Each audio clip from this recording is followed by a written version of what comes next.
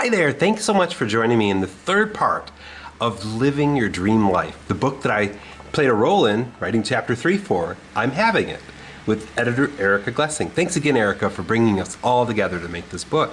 You know, in this video, what I'm going to share with you is the second piece to me really stepping into having it. And it's something that I learned from my great friend Jason Evers. And I want to say thanks again, Jay, for just throwing that out there, telling me that it's played a huge role in my life over the last 2 years since he actually taught it to me.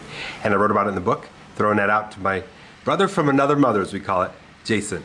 So with that being said, what I want to do first is kind of cover the needle movers that I had to get clear of to really step into having it. Now you remember from the first part, I talked about how when I was 29, we sold our business and we were able to retire. And boy, you know, it seems like, oh, won the lotto or retire, it's an awesome thing. But at the time I was completely destroyed.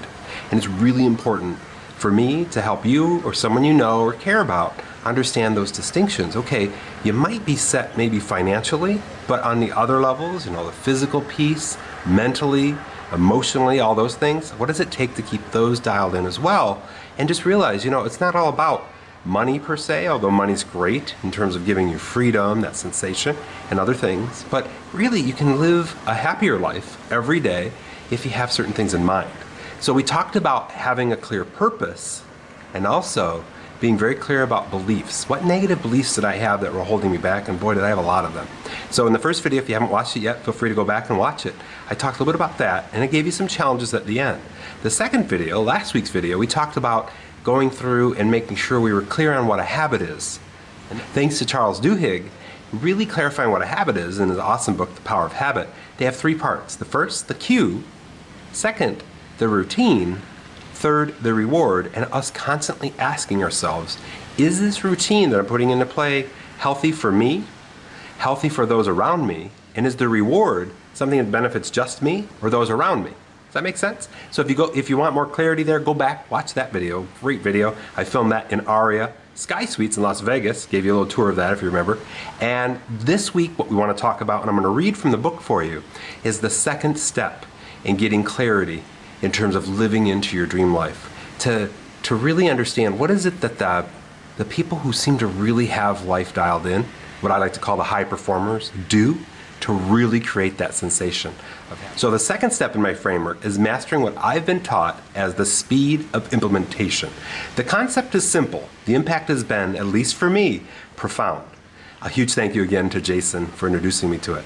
The speed of implementation is first listening to your intuition, or as some call it, your gut, when it comes to making any decision. Second, it's making the decision now and putting it into play now. I'm going to say that again. Making the decision now and putting it into play now. A great example my friend Jason gave me was when he and a friend of his were at a seminar, and the speaker talked about the power of focus and impact in companies when they had standing meetings, literally where everyone in the meeting stands, versus regular meetings where people sit around a conference table. The speaker mentioned having standing height conference tables. At the end of the presentation, Jason's friend asked, "Hey, what did you think about his suggestion of having standing meetings?" Jason said, "I really like it. I looked up standing height conference tables on my phone."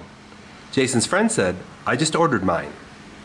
In this example, Jason's friend lived into the speed of implementation. He heard an idea, intuitively knew it was something that he needed to be done, made the decision to do it, and implemented it immediately. Every one of the world's highest performers I've had the pleasure of meeting, talking with, and even coaching has the speed of implementation mastered. So what decision could you make right now and implement immediately that you know would benefit you and those you care about and serve? And it's one of the biggest things. You know, at this point in my career, I've coached hundreds now of people in the world of high performance, stepping into their best selves, having energy, focus, clarity, really driving towards a clearer life purpose. And there's two things that I want to sort of give you as distinctions that I just discovered myself in the last few weeks. One of them is this power of 3Ds.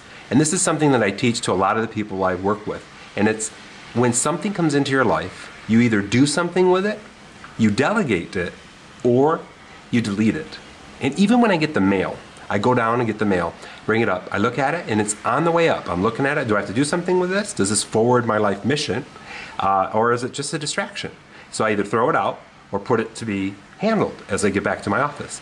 Delegate it. Is this something that somebody else can handle? Or should I just delete it or throw it out? Same thing with emails. That's what I apply. So it's really important you get that. There's another level of distinction too, and that is in the world of how people start to become self-aware, there's 4 levels. The first is just being aware of something. You know what? I could be a better person here. I could be a better dad or a better husband or take care of my people better, whatever that is for you. Second is saying, you know what? I acknowledge that and I want to do something about it. So the acknowledgement layer. First, being aware. Second, acknowledging. The third is setting an intention. Okay, yeah, I want to go through and make a change, and these are the things that I'm going to do to make that change. And the fourth, and this is where the action takers rock, is taking action. And I have to tell you, I was recently at High Performance Academy where we had 900 people in the room, and I talked to a lot of people who are living in the land of intention, but they didn't actually take any action.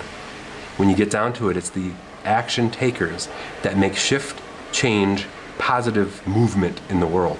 So think about that. I want to ask you, are you taking action? Are you clear on your intentions?